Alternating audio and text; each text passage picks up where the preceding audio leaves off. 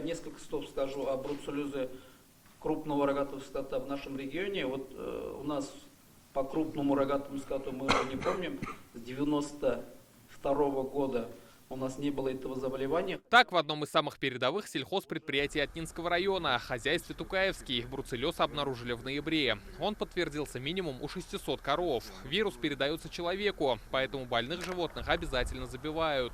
В последний раз в республике его очаг зафиксировали в сентябре в Новошишминском районе. Тогда на убой отправили больше сотни коров. В этот раз все поголовье рекордные 5500.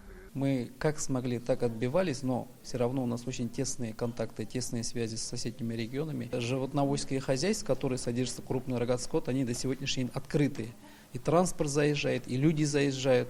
Поэтому вот это для нашей республики, для нашей службы в целом это большой сигнал, то, что у нас есть бруцеллез, максимально нужно будет перейти в ближайшие короткие сроки в закрытый режим содержания крупного рогатого скота.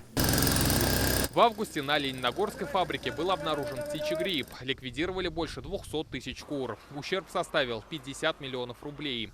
Изъять птицу пришлось и у населения. Со дня на день здесь собираются снять карантин. Но на подступах новые угрозы, говорят ветеринары. Африканская чума свиней. Последний случай выявлен у отстрелянного дикого кабана 1 декабря в Граховском районе Республики Удмуртия.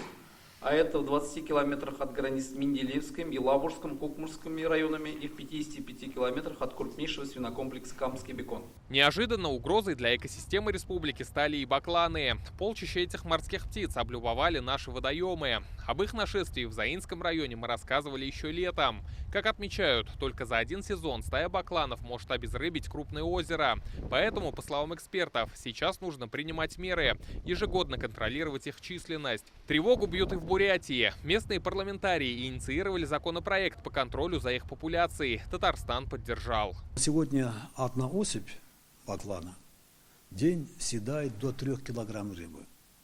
А вот колония бакланов – это где-то 200 тонн за сезон они съедают рыбу. Это очень много.